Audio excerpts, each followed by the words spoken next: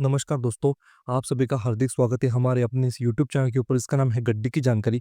और आज आप सभी का हार्दिक स्वागत है इस गाड़ी के पर्टिकुलर पार्ट 2 वीडियो के तहत।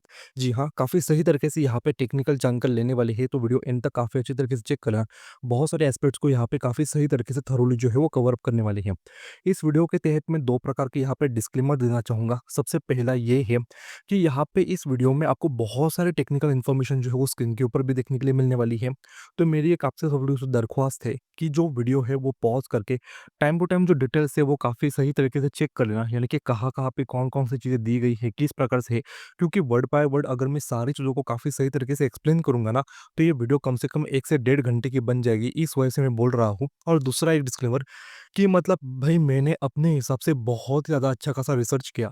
किस तरीके से यहाँ पे इलेक्ट्रॉनिक्स दिए गए हैं, कहाँ-कहाँ पे प्लेस किए गए हैं, किस तरीके से काम करने वाले हैं।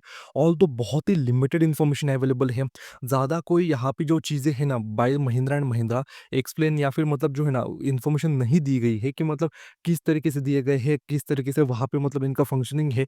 ऑल्दो एक चीज़ ये भी है क्योंकि आगे फ्रंक होने की वजह से बहुत सारे इलेक्ट्रॉनिक जो कंपोनेंट्स हैं उनको भी यहाँ पे नीटली कवर अप करने की कोशिश की गई है।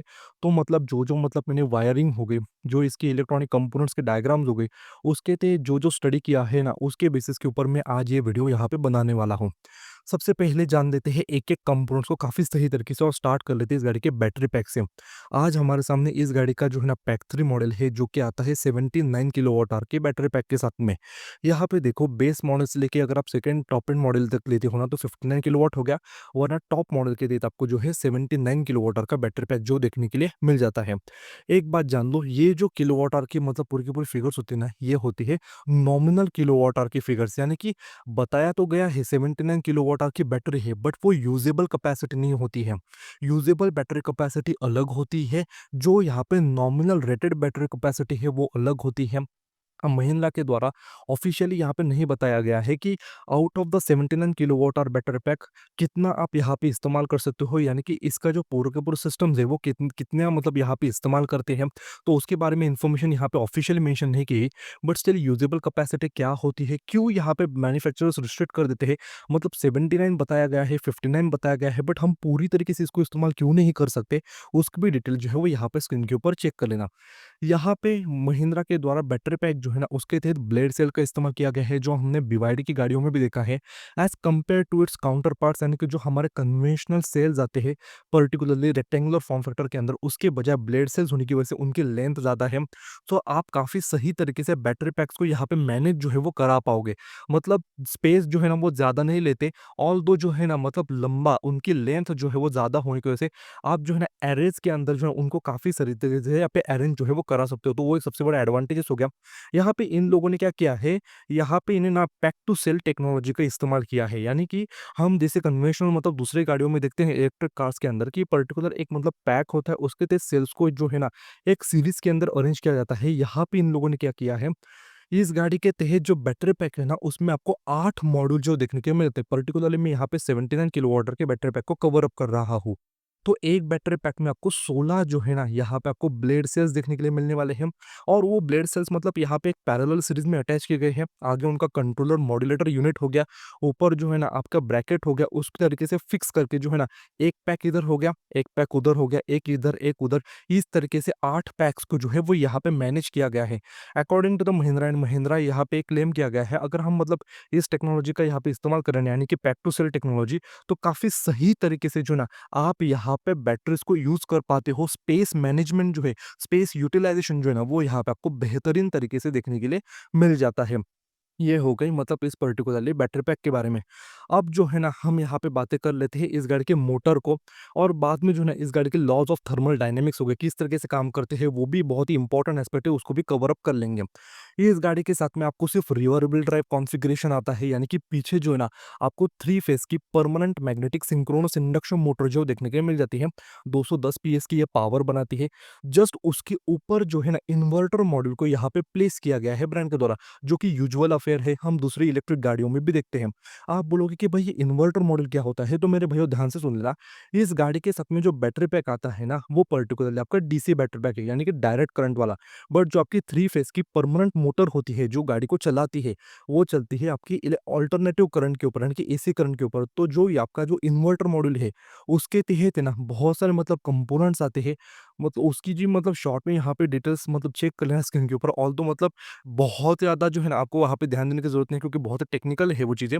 बट सिंपली अगर मैं बताऊँ, इन्वर्टर मॉड्यूल का काम क्या है, जो आपका डीसी करंट है उसको एसी में कन्वर्ट करके मोटर को सप्लाई कर देना, ताकि काफ़ी सही तरीके से आपकी मोटर जो है व्हील्स को पावर चैनलाइज कर सके।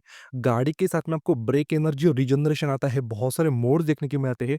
तो इसका जो अल्टरनेट करंट है ना, उसको यहाँ पे कन्वर्ट करके डीसी करंट्स के थ्रू जो है ना, यहाँ पे इस गाड़ी के बैटरी पैक में जो है वो सेव किया जाने वाला है। आप बोलोगे भाई वो कैसे करने वाला है, इसका इन्वर्टर मॉडल ही करने वाला है। तो वो जो है ना आपका अल्टरनेट करंट को कन्वर्ट करके डायरेक्ट करंट में जो है वो यहाँ पे सेव अप जो है वो करने वाला है। तो इन्वर्टर मॉडल के भी कुछ आयाम होते हैं, कुछ मतलब यहाँ पे पर्टिकुलर एस्पेक्ट्स होते हैं, उनके तहत यहाँ पे मद्दे रखते हुए जो है यहाँ पे इन चीज़ों के प्रावधान जो है वो किए गए हैं। अब जान देते हैं इलेक्ट्रिक गाड़ियों के साथ में भाई कूलिंग सिस्टम। देखो इलेक्ट्रिक गाड़ियाँ जो है ना, उसके तहत कोई भी आपको इंटरनल कंबशन इंजन देखने के लिए नहीं मिलने वाला। इसका बैटरी होती है, मोटर होती है, बहुत सारे कंपोनेंट्स होते हैं, उनका भी ऑप्टिमल वर्किंग टेम्परेचर यहाँ पे मेंटेन रखना जो है वो बहुत ज़्यादा इंपॉर्टेंट होता है। तो उसके लिए मेरे भाइयों ध्यान से सुन लेना, इस गाड़ी के साथ में आगे आपको 3 रेडिएटर देखने के लिए मिल जाते हैं। मतलब टेक्निकली अगर मैं बात करूँ, 2 रेडिएटर्स रखे गए हैं और एक कंडेंसर जो है वो देखने के लिए मिलने वाला है for the purpose of your HVAC system. वही अगर मैं डैशबोर्ड की अगर मैं बात करूँ ना, डैशबोर्ड की अगर मैं बात करूँ, उसके तहत आपका एवापोरेटर हो गया, high voltage PTC air to air heater हो गया, और यहाँ पे आपको हाई वोल्टेज पीटीसी जो है ना, एयर टू लिक्विड जो है ना पर्टिकुलरली, वो भी यहाँ पे हीटर जो है वो देखने के लिए मिलने वाला है।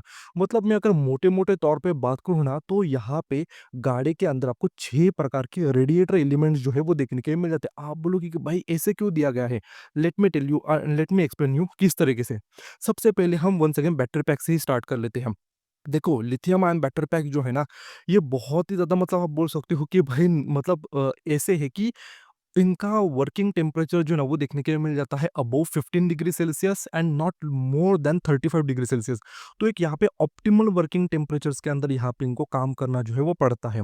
तो उसके लिए जो है ना आपको देखना पड़ेगा कि भाई बहुत ज़्यादा गर्मी तो नहीं बढ़ गई, या फिर बहुत ज़्यादा ठंडी ना हो जाए, तो उस वजह से जो है ना यहाँ पे आपको डेडिकेटर जो है ना वो सिस्टम्स दिए जाते हैं। तो इस प्रकार से हम मतलब यहाँ पे प्रिज्यूम कर लेते हैं सबसे पहले कि नॉर्मल जो है ना, यहाँ पे आपका मतलब दोपहर का टाइम है, या फिर थोड़ी-सी धूप है और बैटरी पैक आपका जो है ना वो यहाँ पे अच्छा खासा गर्म हो गया। तो उस के मामले में यहाँ पे आगे जो है ना आपको डेडिकेटेड पर्टिकुलर देखने के मिलने वाला है रेडिएटर। इस गाड़ी के साथ में जो बैटरी पैक का पूरा सिस्टम है, उसके लिए आपको अलग जो है ना कूलेंट सर्किट देखने के लिए मिलने वाला है, और इसके जो अदर कंपोनेंट्स है उसके लिए अलग कूलेंट सर्किट है। तो पहले बैटरी से ही हम बोल रहे थे, आगे एक रेडिएटर दिया गया है, एक इलेक्ट्रॉनिक वाटर पंप है, जो कि पूरा तरीके से कूलेंट को सप्लाई करने वाला है इसके बैटरी पैक के तहत, ताकि इसका ऑप्टिमल वर्किंग टेम्परेचर जो है वो यहाँ पे मेंटेन किया जा सके। मतलब काफ़ी सही तरीके से करने वाला है, ऑल्दो रेडिएटर के सामने आने वाला है और वहाँ से हीट जो है वो डिसिपेट होने वाली है। बट ऐसे प्रिज्यूम कर चल के देते हैं आप राजस्थान में यूज़ कर रहे हो, भाई बहुत ही तेज़ गर्मी है, बहुत ही अच्छी खासी गर्मी है। तो उस मामले में इसका जो ये सिस्टम है, यानी कि कूलिंग सिस्टम है, वो आपका थोड़ा-सा इनइफेक्टिव हो गया। तो उस मामले में यहाँ पे आपको बैटरी चिलर जो है वो देखने के मिलने वाले हैं। मार्केट के अंदर 90% अगर आप गाड़ी देखोगे तो उनमें भी आपको बैटरी चिलर देखने के लिए मिलने वाला है। यानी कि पर्टिकुलर ऐसा छोटा मॉड्यूल होता है, उसमें ना 2 आपको बाईपास मतलब पर्टिकुलर लाइन जो देखने के लिए मिलने वाली है। एक लाइन के थ्रू कूलेंट आ जाता है, एक लाइन के थ्रू आपका रेफ्रिजरेंट जो है पर्टिकुलरली, जी हाँ, जो हम एसी के तहत यहाँ पे यूज़ करते हैं वो वहाँ पे आ जाता है। उसके तहत आपको एक डायफ्रामेटिक पूरी की पूरी ऐसी मतलब ऐसी प्लेट जो है वो देखने के लिए मिल जाती है। तो वो आपका हीट जो है वो एक्सचेंज कर लेती है फॉर द पर्पज़ ऑफ मतलब रिड्यूसिंग द कूलेंट टेम्परेचर, और वो जो है ना बात आपके बाद जो कूलेंट है वो यहाँ पे बैटरी पैक के तहत यहाँ पे फ्लो जो है वो होने वाला है। यहाँ पे भी आपको कूलेंट डिस्ट्रीब्यूशन वाल्व देखने के लिए मिलेगा। आप बोलोगे भाई अब ये क्या चीज़ है? तो यहाँ पे देखो बहुत सारे सेल्स हैं। तो यहाँ पे जो है ना कूलेंट डिस्ट्रीब्यूशन वाल्व होने की वजह से वो प्रायोरिटाइज़ करने वाला है कि कहाँ से कूलेंट सर्कुलेट होना चाहिए, कौन से कंपोनेंट को जल्दी यहाँ पे ठंडा करने की ज़रूरत है, क्योंकि यहाँ पे आपको टेम्परेचर गेज सेंसर जो है वो भी देखने के लिए मिलने वाले हैं। तो वो काफ़ी सही तरीके से जो है ना वो डिसाइड कर लेता है, और आपका कूलेंट जो है वो सर्किट यहाँ पे कंप्लीट जो है वो यहाँ पे होने वाला है। यहाँ पे हो गई गर्मी की बातें।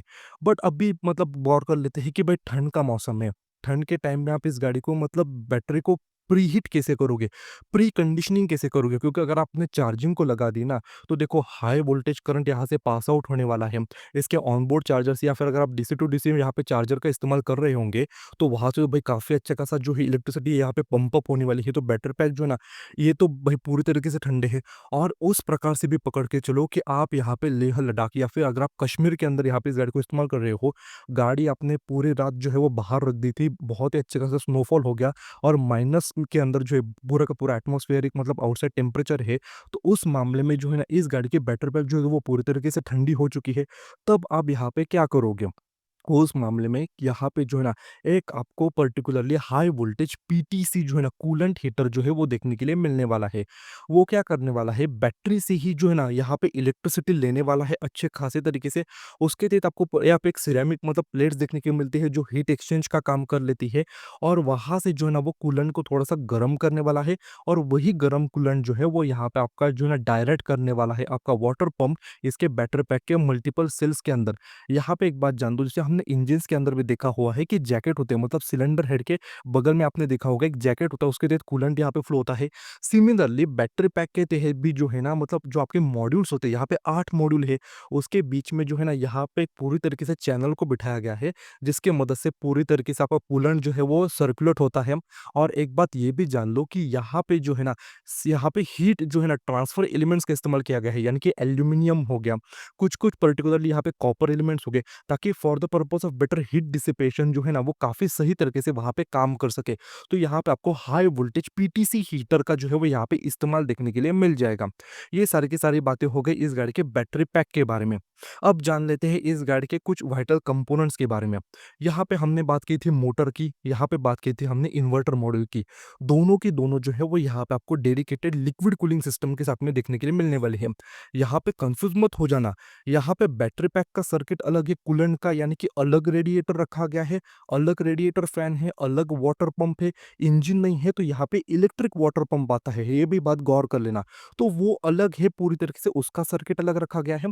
बट यहाँ पे जो वाइटल कंपोनेंट्स है, यानी कि इसकी मोटर हो गई, यहाँ पे इसका इन्वर्टर मॉड्यूल हो गया, यहाँ पे इसका ऑनबोर्ड चार्जर यूनिट हो गया, यहाँ पे जो है इस गाड़ी का जंक्शन बॉक्स हो गया, इसके तहत जो है ना पर्टिकुलरली आपको अलग अलग जो है ना सर्किट डायग्राम्स यहाँ पे देखने के लिए मिलने वाली है। तो कंफ्यूज मत हो जाना। तो यहाँ पे इन कंपोनेंट्स के लिए जो है ना आगे आपको डेडिकेटेड एक रेडिएटर देखने के लिए मिलने वाला है। वंस अगेन उसके लिए भी अलग आपको जो है ना डेडिकेटेड यहाँ पे इलेक्ट्रिक वाटर पंप देखने के लिए मिलने वाला है। अलग पूरा का पूरा सर्किट है इन पूरे के पूरे कंपोनेंट्स के यहाँ पे कूल डाउन करने के लिए। यहाँ पे जो है ना मतलब काफ़ी सही तरीके से किया गया है कि मतलब किस तरीके से है, क्या है। और वही अगर मैं बात करूँ यूजुअल अफेयर्स के अंदर, मतलब ऐसे पकड़ के चलो, ठीक है? आप गाड़ी इस्तेमाल कर रहे हो फॉर एग्ज़ाम्पल ठंडी मतलब माहौल के अंदर। गाड़ी बहुत ज़्यादा ठंडी नहीं हो चुकी है, बट आप जो है ना वहाँ पे इस्तेमाल कर रहे हो। तो यहाँ पे जो है ना इसका मतलब जो पूरा का पूरा कूलेंट सर्किट है वो इस तरीके से भी काम करने वाला है। इसकी मोटर पैक गर्म होने वाली है, क्योंकि देखो यार मतलब इलेक्ट्रिसिटी वहाँ से भी फ्लो होने वाली है, मोटर गर्म हो जाएगी। यहाँ पे इसका इन्वर्टर मॉड्यूल जो है वो भी गर्म होने वाला है। इस गाड़ी के साथ में जंक्शन बॉक्स है जो कि मतलब प्रायोरिटाइज़ करता है कि कौन से कंपोनेंट्स का कहाँ-कहाँ पे इलेक्ट्रिसिटी का सप्लाई होना चाहिए, हाई वोल्टेज इलेक्ट्रिसिटी का सप्लाई होना चाहिए। तो वो भी सारे कंपोनेंट्स गर्म होने वाले हैं। तो ये सिस्टम क्या करता है कि मतलब मैं ना मोस्ट ऑफ द टाइम ऐसे भी करने वाला है कि वहाँ से जो है ना, जो गर्म कूलेंट है, उसको भी ये डायरेक्ट कर सकता है inside the battery pack. But most of the cases के अंदर यहाँ पे इसका पीटीसी हीटर जो है वही काम करने वाला है। यहाँ पे कुछ और वाइटल कंपोनेंट्स की बातें कर लेते हैं। जैसे हमने मोटर की जानकारी ले ली, इन्वर्टर की जान ले ली। अब बातें कर लेते हैं इस गाड़ी के ऑनबोर्ड कंप्यूटर के बारे में या फिर ऑनबोर्ड चार्जिंग कंप्यूटराइज्ड यूनिट के बारे में।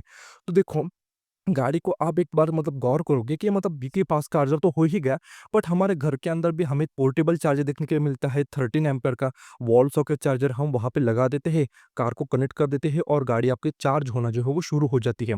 यहाँ पे रेटेड जो है ना मतलब बताया गया है ना इस गाड़ी का पर्टिकुलर ऑनबोर्ड चार्जर की पर्टिकुलर किलोवाट के अंदर वो बताया गया है 3.2 किलोवाट आवर का। मेरे हिसाब से थोड़ा सा और ज़्यादा यहाँ पे होना चाहिए था।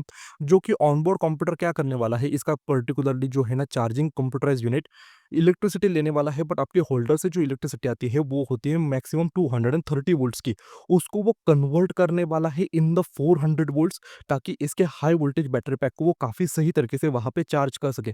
ऑल्दो जैसे आप मतलब डीसी फास्ट चार्जर वहाँ पे इस्तेमाल करते हो ना, उस मामले में डायरेक्टली जो है ना आपका फास्ट चार्जर का जो है ना डॉक वहाँ पे एडजस्ट होने वाला है, और इसका जो ऑनबोर्ड जो चार्जर मॉड्यूल है वो बाईपास होके डायरेक्टली वो करंट सप्लाई जो है वो फ्लो हो जाता है इसके हाई वोल्टेज बैटरी पैक के अंदर।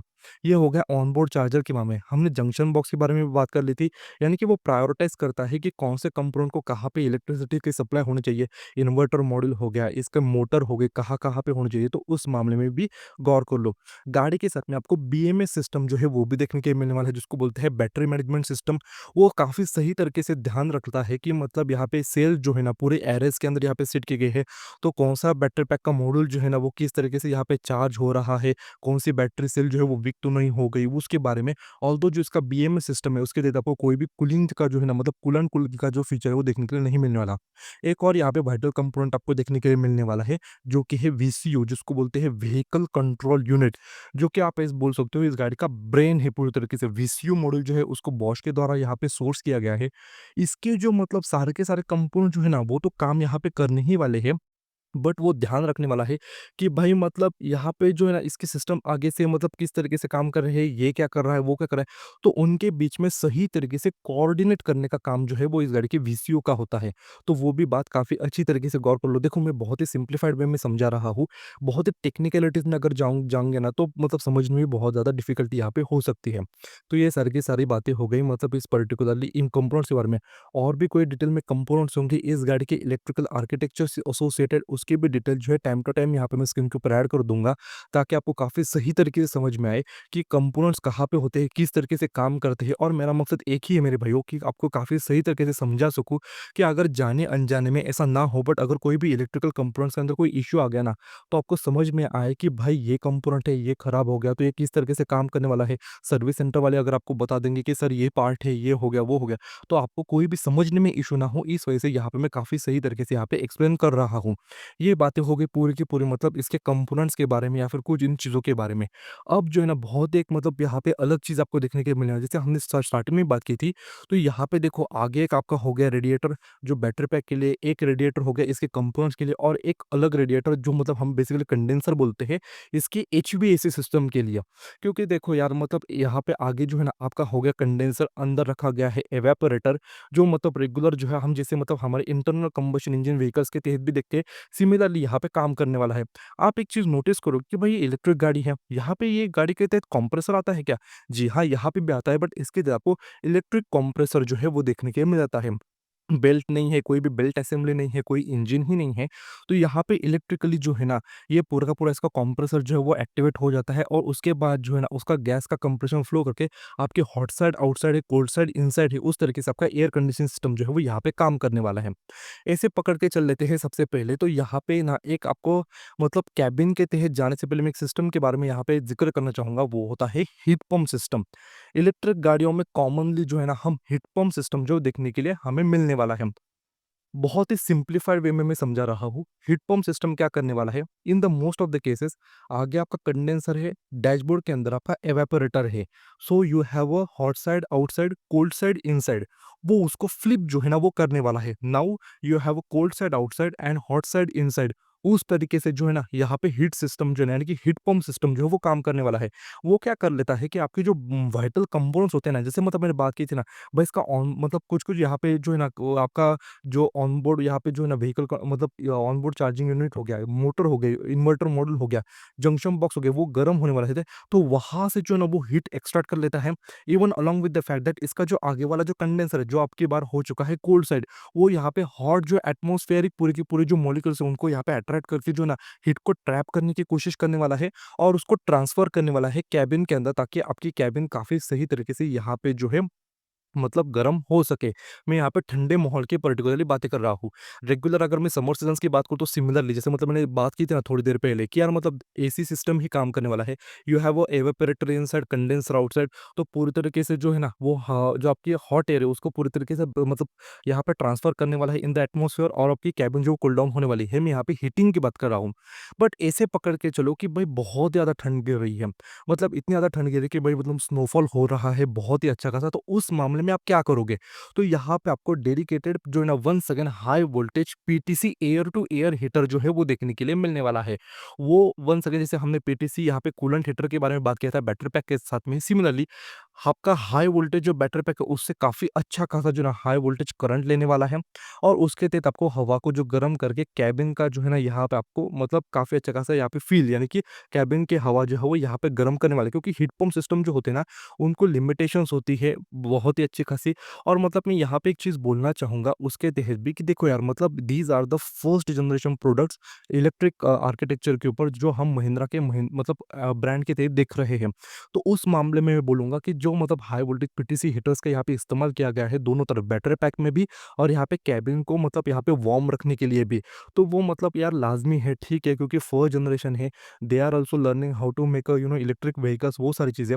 बट यार ये अगर मतलब मैं ग्लोबल पर्सपेक्टिव से बात करूँ ना, क्योंकि हमारे इंडिया के अंदर तो भाई ट्रॉपिकल मतलब यहाँ पे क्लाइमेट कंडीशंस होती है, तो यहाँ पे 90% मैं बोलूँगा लोगों को कोई ज़्यादा फ़र्क नहीं पड़ने वाला कि मतलब हाई वोल्टेज पीटीसी हीटर दिया गया है, यहाँ पे हाई वोल्टेज कूलेंट यहाँ पे दिया गया है मतलब पीटीसी हीटर, तो उस वजह से बैटरी का रेंज जो है वो बहुत ज़्यादा कम हो जाएगी, काफ़ी अच्छा खासा जो है मतलब मतलब इलेक्ट्रिसिटी जो वो यहाँ पे कंज्यूम करने वाली है। हाँ, जो नॉर्थ में रहने वाले लोग हैं उनको थोड़ी-सी दिक्कत होगी, बट हाँ, अगर महिंद्रा एंड महिंद्रा ऐसे मतलब प्लान करती है particularly to sell this particular cars in the European market और इन द अमेरिकन मार्केट, तो वहाँ पे थोड़ी सी दिक्कत हो सकती है, क्योंकि देखो साल भर के मतलब कम से कम 6 से 7 महीने तो वहाँ पे स्नोफॉल ही होती है, और वहाँ के लोग जो ना काफ़ी ज़्यादा पर्टिकुलरली हीटिंग एलिमेंट का जो है ना वहाँ पे मतलब यहाँ पे कैबिन हीटर का इस्तेमाल करते हैं, तो उस मामले में आप एक चीज़ महसूस करोगे कि रेंज के अंदर जो ना आपको काफ़ी अच्छा खासा वहाँ पे डिफरेंस जो देखने के लिए मिलने वाला है। ऑल दो मतलब ये चीज़ें भी मतलब एक्सेप्टेबल है। यहाँ पे जो है ना एक मतलब ये सारी की सारी बातें तो हो ही गई। एक बात मैं और यहाँ पे ऐड करना चाहूँगा, वो है भाई इस गाड़ी के मतलब वायरिंग आर्किटेक्चर के ऊपर।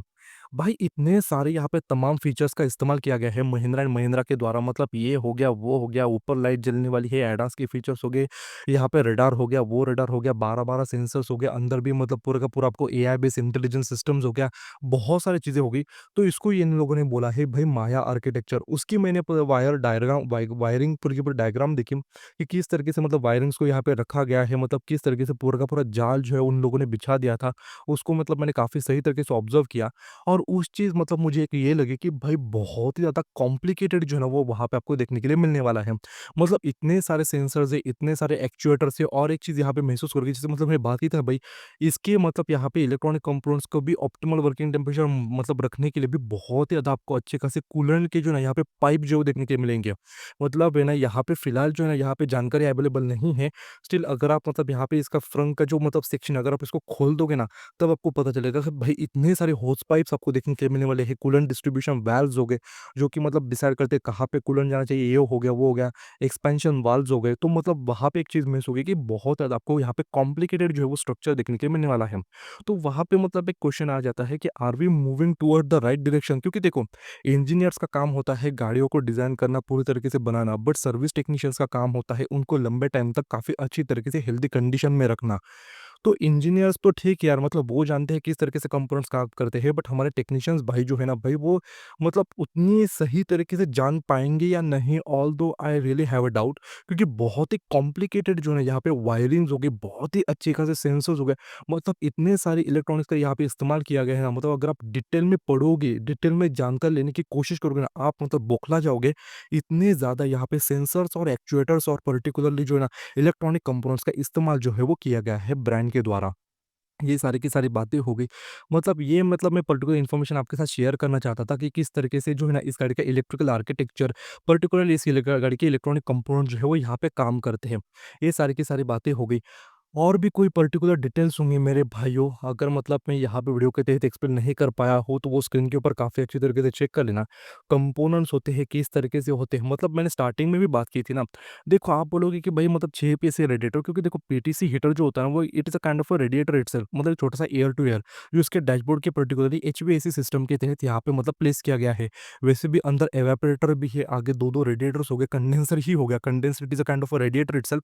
तो अगर आप सबको कंबाइन कर दोगे ना तो यहाँ पे आपको 5 से 6 प्रकार के कम से कम यहाँ पे रेडिएटर के एलिमेंट जो है वो देखने के लिए मिल जाते हैं। तो उसी वजह से मैं बोल रहा हूँ कि बहुत ज़्यादा कॉम्प्लिकेटेड है। तो वही बात है कि लंबे टाइम तक किस तरीके से मेंटेन रख पाएँगे या फिर क्या होगा? क्योंकि यहाँ पे सॉफ्टवेयर सबसे बड़ा रोल प्ले करने वाला है। हार्डवेयर तो है ही है, बट उसको प्रोग्राम किस तरीके से किया जाने वाला है, वो सबसे बड़ी मतलब देखने वाली चीज़ होगी कि लंबे टाइम तक जो है ना, किस तरीके से ये जो गाड़ियाँ हैं ना, वो काम करती है, इसकी इलेक्ट्रॉनिक सिस्टम जो है वो यहाँ पे काम कर लेते हैं। बट ऑल्दो मैं एक चीज़ यहाँ पे मतलब एप्रिशिएट करना चाहूँगा महिंद्रा एंड महिंद्रा के द्वारा कि भाई बहुत ही सही तरीके से इन्होंने मतलब ट्राई किया है इन द इलेक्ट्रिक सेगमेंट कि कंपोनेंट्स हो गए, किस तरीके से उनको काम करना है और उसके साथ-साथ इतने सारे फीचर्स को भी उसके साथ मतलब लिंक करना है, ताकि सिमलेसली सबको आपका काफ़ी अच्छा खासा एक्सपीरियंस मिल सके। तो वो मतलब मैं बोलूँगा कि काबिल-ए-तारीफ़ चीज़ है। बट ये सारी की सारी थी पूरे के पूरे टेक्निकल रिव्यू के बारे में, मतलब technical information about this all new 2025 Mahindra XUV 9e के बारे में।